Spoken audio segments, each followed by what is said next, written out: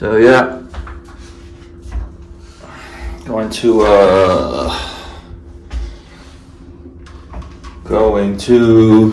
drop off the Porsche Cayenne GTS. This is the room. It's pretty nice. Got a view of the pool. See all the nice people playing outside. You know, you like that.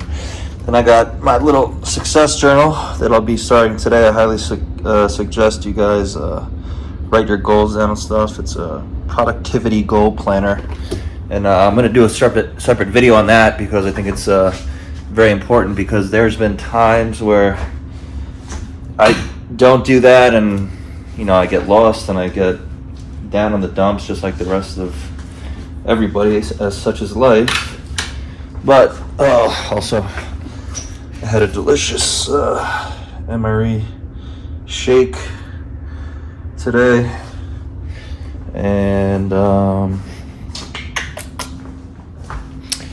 today we're gonna do some amino acids. So see you guys in a second. So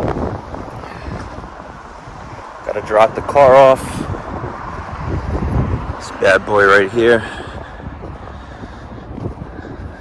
Let's open this fucker up. Ugh.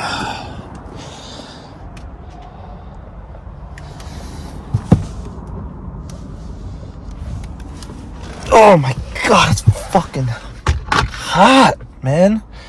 How do you guys in Arizona deal with this fucking... God damn, man. Alright, so the cool thing about this car, you can change the suspension modes from comfort, normal to sport. Obviously this is the BDE podcast, so we're going to put it in sport. And since we also have big dick energy, we're also going to lower the car more. Relower it, and then it shows you low level reached. So it actually lowers the car. We're also going to do sport for the engine, and then we're going to do traction control off, because like I said, we have BDE and we're not fucking pussies. So I'm going to do a quick 0 to 60 in a little bit. It's not fast, guys. It handles good. It handles really well, but it is not fast. It's a fucking pig. But I enjoy it. It's a little quick, but it handles really well. So yeah, it's another beautiful day in the neighborhood. It's 104 degrees, 0 to 60.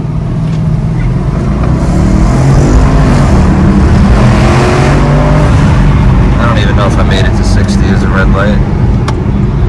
But there's like no body roll when you're handling and carving the corners, so which is really it definitely feels like Porsche-esque.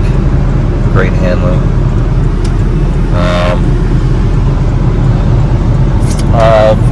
Seats are great.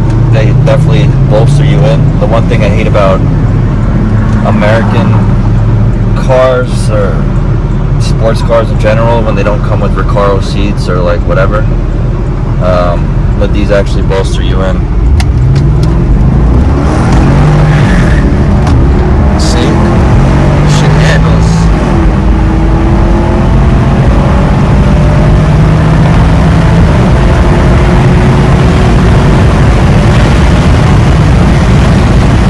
And the brakes are phenomenal. Gotta go back. Alright everybody, so I was going to do this video about anabolic and androgenic steroids and how to safely use them. Me, myself, right now I'm on a TRT dose, which is basically called testosterone replacement therapy. And so right now I'm taking about 200 milligrams a week of testosterone cypionate a week. I split that up into 2 shots, Monday and Thursday, 100 milligrams. And I just wanted to make some clarification out there, because there is a lot of misinformation on the forums and stuff like that. People saying that, I see people running these crazy high doses, and I used to be like real skinny. Then I started working out, built a natural base, and did my first cycle when I was probably 24, 25.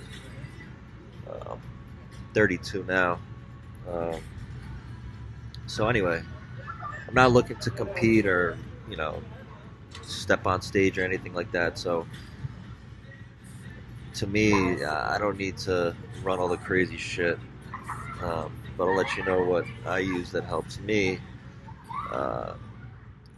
gain muscle, maintain my size, and not fucking be fake about it, because there's a lot of fake natties out there on YouTube that I should probably expose. I'll probably do that in the next video, but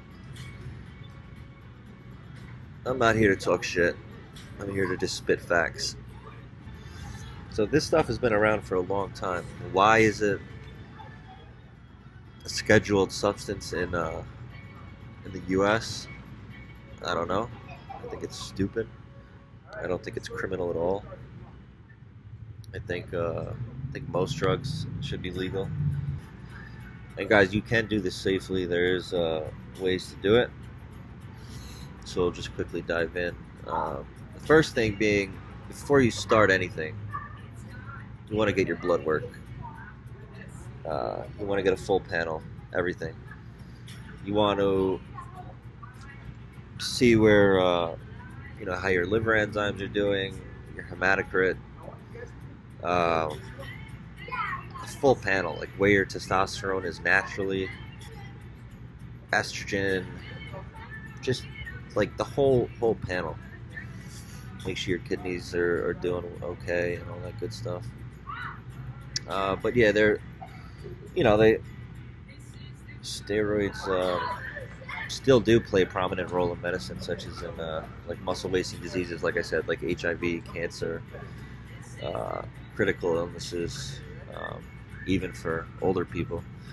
And as you can see, there's a lot of HRT, hormone replacement therapy, or TRT clinics, testosterone replacement therapy clinics, that are popping up all over. So it's not hard to get.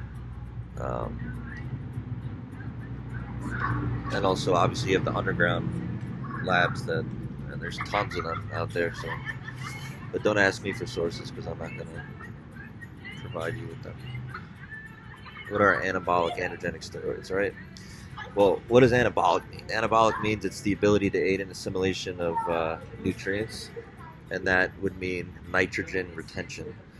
So turning nitrogen into tissue, muscle tissue. Androgenic are the masculinizing properties. Something strong, a strong androgenic steroid would be testosterone. So when you hit puberty, normally you, if obviously you're a male, your balls start to hang, your voice changes, you start getting hairy and shit, start getting random boners every day, like all day. You just want to, you're horny all the time. So like I said, a strong androgen is something like you got your testosterone. Something really androgenic would be something like trenbolone. Most steroids are derived from testosterone. They're derivatives of testosterone. So they take the fucking testosterone molecule, and then they make it into something else. And this stuff has been going on since the 1950s. There's a lot of information on this stuff.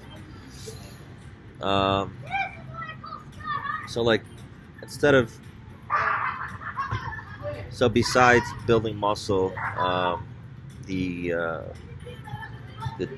guess you could say the target areas or organs and physiological effects that testosterone affects is your central nervous system, your CNS.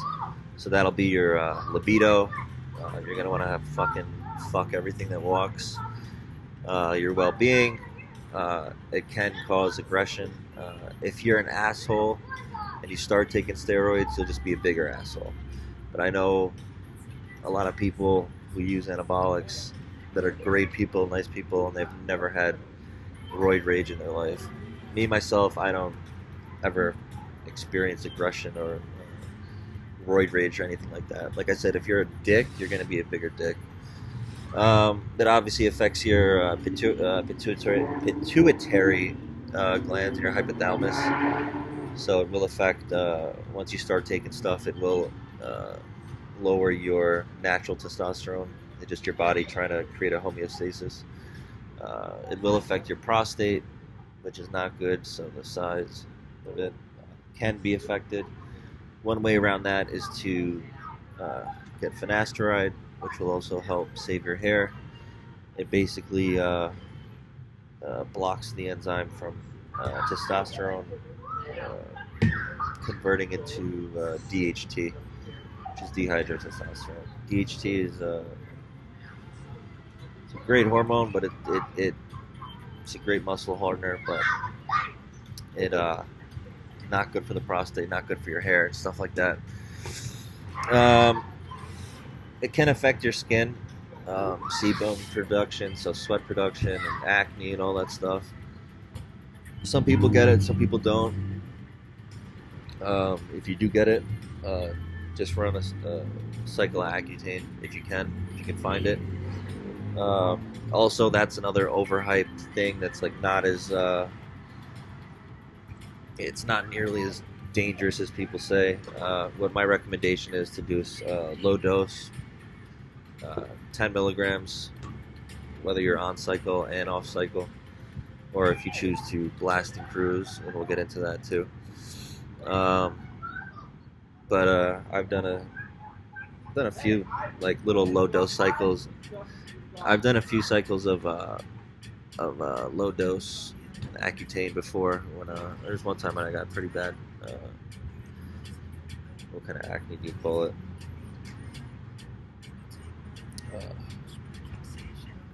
When I had cystic acne.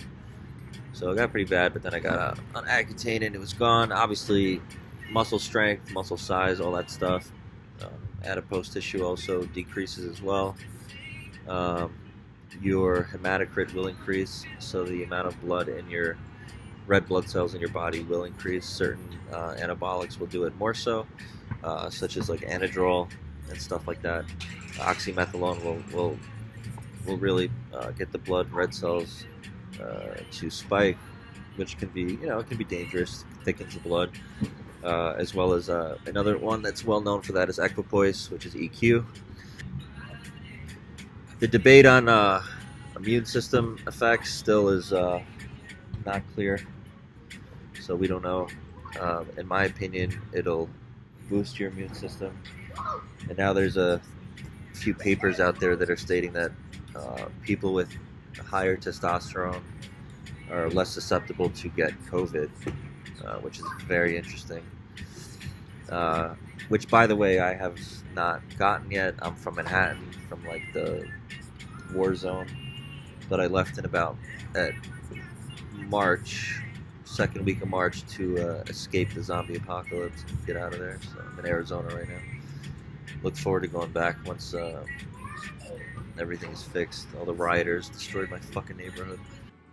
A simple anabolic cycle would be, and I'm just going to go quickly over this, and then next few videos I'll do a whole series on this. We'll dive deep into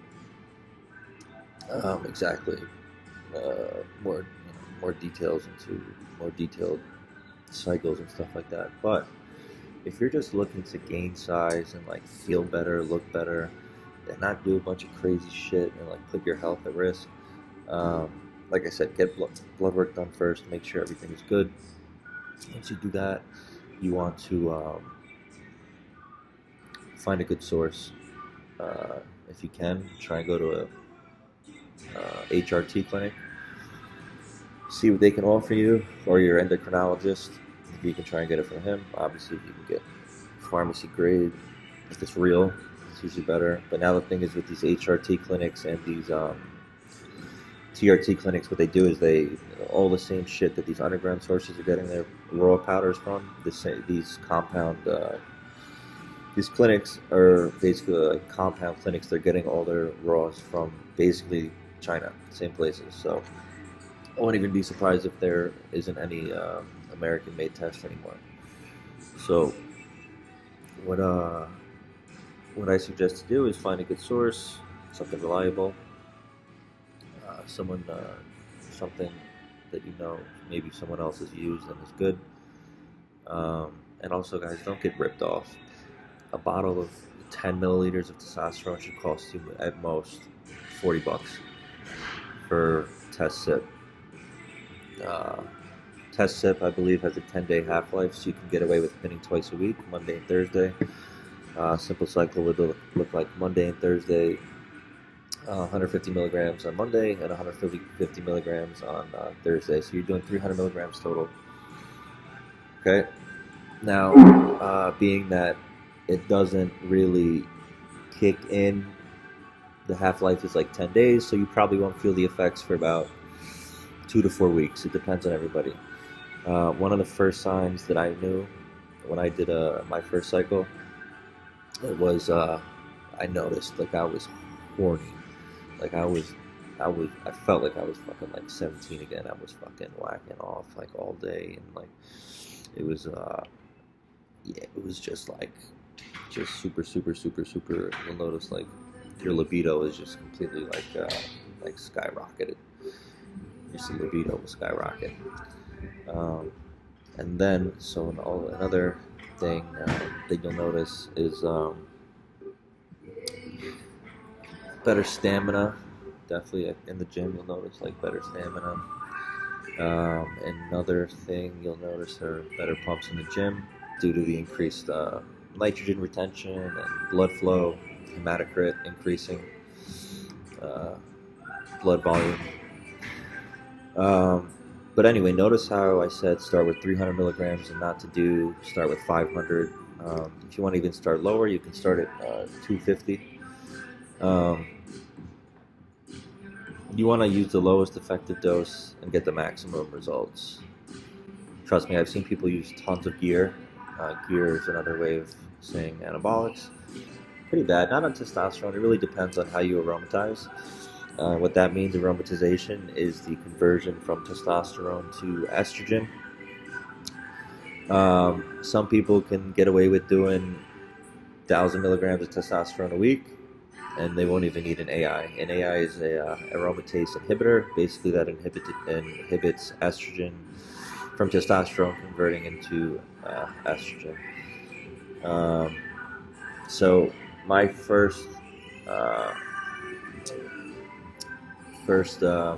cycle was 300 milligrams of test. I had a Arimidex on hand. I also had a Romacin on hand, and I also had a SERM, which is a selective estrogen receptor modulator, which we'll get into in a second. I had Novadex, so I had a Romacin, a Arimidex, and Novadex. I didn't use all three, obviously. I'm not saying to use all three, but you want something that's gonna somewhat block the conversion from testosterone to estrogen, or else you're gonna grow bitch tits. Some people will experience it, some people won't. And the way that you will know that that's happening is because you'll get like a itchy feeling in your nippies, your little nippies. So you don't want, unless you want to turn transgender or look like a transgender. I wouldn't do that. Okay, so 300 milligrams, you're going to do 150 milligrams Monday, 150 milligrams Thursday. you want to get your syringes and needles. I'll put below where to get that stuff. All that stuff is so easy to get. You want to draw with something bigger, like a bigger gauge needle. You want to draw with like an 18 gauge, so the oil comes out a lot faster. And you really want to pin with something an inch long, 25 gauge is good. And just rotating your glutes for your first cycle is fine, usually. You could pin your shoulders. Another thing, sorry guys, I'm just in a hotel. You also don't want to run high doses and get side effects and shit like that unless you're competing, because you want to feel good. The whole point of doing this is to feel good and look good, right? So I used to be like 6'3" and 140, 150 pounds. Now I'm same height, and when I was at my heaviest, I was 250. Now I walk around at like 240, 235 when I wake up in the morning. So I'm a pretty big dude. But by no means am I like fucking like huge, you know? And also, guys, I know a lot of people that already take, that are already juicing in the gym, and they don't even look like they take shit. So they either have horrible genetics for building muscle, or their diet sucks, or the gear is low dose, underdose, or fake. So there's a lot of factors that play into this, guys, because you want to, your diet is fucking huge part. I'm not saying you have to stuff yourself all day long, but your first cycle, you want to get as many gains as you can out of it. So you're going to have the test twice a week. Well, that's what I'm not telling you what to do. This is what I did. I don't recommend anything that I say in this video. It's for informational, for entertainment purposes only. I've never done steroids. I don't know what they are. I've never seen what they look like, and I don't know. I don't know what I'm talking about. So don't listen to what I'm doing. What I do. So anyway.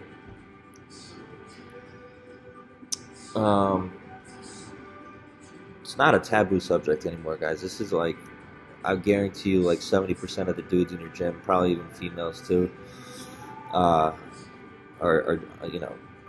juicing. So it's not taboo. It's, like I said, it's been around since the 50s. You want to fucking get bigger. Everybody wants, not everyone, but everybody wants to be stronger, faster, feel enhanced in a safe way.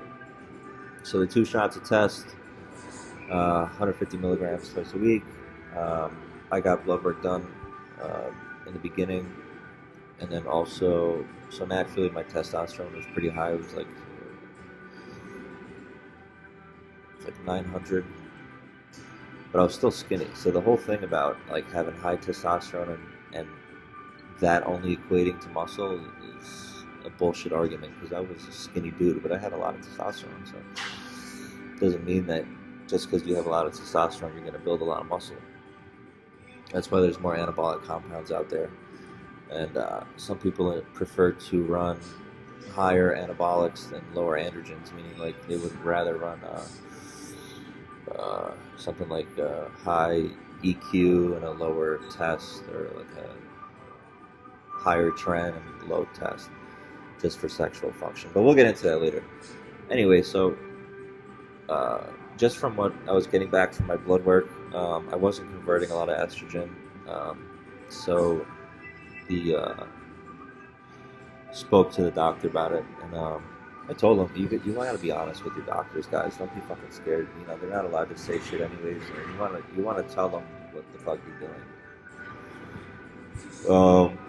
So I was taking Arimidex. I believe it was 0.5 milligrams. Monday, Wednesday, Friday, and I got my estrogen checked, and everything was within range. Nolvadex is a SERM, it's a selective estrogen receptor modulator. What that does is it's not going to block the conversion of testosterone to estrogen, but it'll block it from the receptors, basically from giving you like bitch tits and shit like that. So it'll keep your estrogen high. You still need estrogen to build muscle, guys. Estrogen and testosterone, a lot of estrogen plays a big role in the human body. And we'll get into that. And there's just so many videos we can make on this stuff. So yeah, your standard cycle would be anywhere from 10 to 15, 20 weeks. And then basically you would run your post-cycle therapy. I recommend HCG,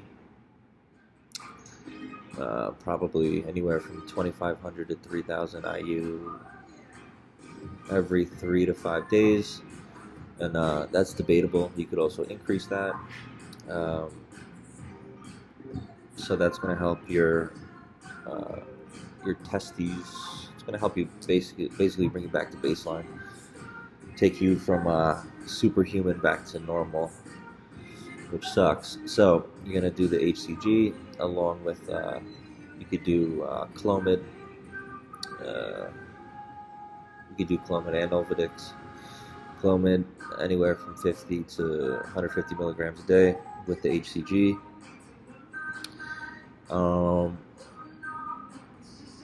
Or what you can do is you can do the blast and cruise method. This is if you prefer to stay on and don't want to go through ups and downs and shit like that. Me, I never noticed it affect me mentally, but I do notice like when you're off, you do definitely feel like you just don't feel like fucking like beast. You know what I mean? You're not, especially like when you're coming off, you definitely notice like a change in your libido. Like your libido, you go from like wanting to fuck like all the time, and then to basically, you know, like normal, which feels from normal to all the time feels like you feel like shit basically. So I'm talking about, you see like fat chicks walking around and you're like, damn, I want to give her the business. So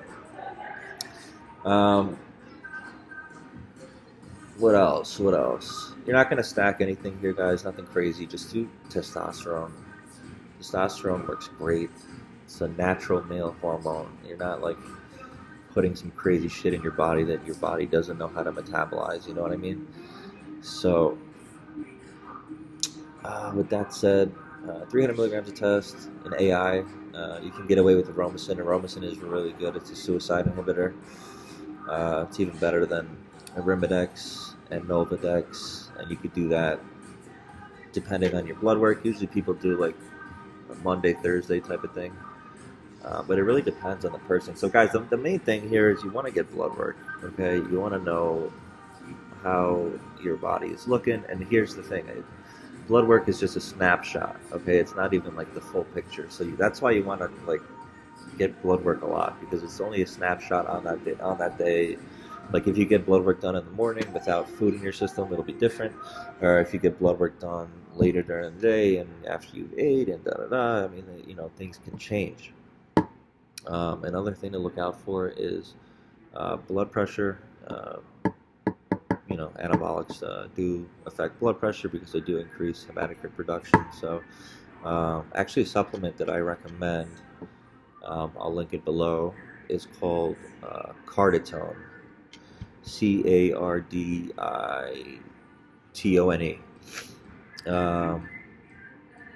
That once to twice a day should keep your blood pressure in check. It's the only natural thing that I've found that actually works. Other than that, you might need like a real blood pressure medication, but as long as you're smart about your doses and you don't go crazy, I think you'll be fine. Cholesterol, there's supplements to take on that to help with that. Actually, cardarine helps with that, which is also another PED that increases endurance and stamina. It actually helps your cholesterol, but that's also up for debate. You know, what if there's good or bad cholesterol and what actually causes heart disease. So baby aspirin a day is good. I usually take a baby aspirin a day when I'm on. But I don't necessarily blast anymore. I really just stay on a low dose of testosterone. Basically, what I do is I keep my levels as high as they can be, like as a natural person, but like maybe a little higher. I'm not into the whole like following strict diets and shit like that. This whole channel is about just BDE. You want to live your life. You want to have energy. You want to feel young. You want to feel good. Um, no, it does not shrink your dick. Um, I don't know why people say that. Like your dick gets smaller. It makes no sense. It's the stupidest thing I ever heard. They definitely have low BDE. Just to even say that. And what did Rich Piana say? Like if your ball, you want your dick to hang longer than your balls or something like that. I don't know. Rest in peace, Rich Piana. He was a real one. He wasn't scared of saying the truth. But he left the way that he wanted to go, right? I mean, he was open about his usage. I mean, he did some crazy fucking shit. The main thing, guys, is tell your doctor what you're doing. Be safe about it. And there's no need to pump the doses. Like, there's been times where I've experimented before, like high dose D-bol or high dose. All that happens, bro, is you get higher blood pressure, you feel like shit, your appetite sucks, and you just like overall just feel like lethargic and not like yourself. So my advice to you, keep the doses low. We're gonna keep these videos going. This is just like a beginner cookie cutter, big Big Lenny's cookie cutter thing. He doesn't like cookie cutters, but this is just a cookie cutter. I'm sure Big Lenny would agree with me that this is a safe, normal cycle. Assuming your gear is legit, it's clean, it's properly dosed, and you have all your ancillaries on hand. So with that, this is the BDE podcast, coming to you live from the hotel in Arizona. I should be in New York City next week, hopefully. So we'll see. But this is It's Charles as Fuck, BDE podcast, and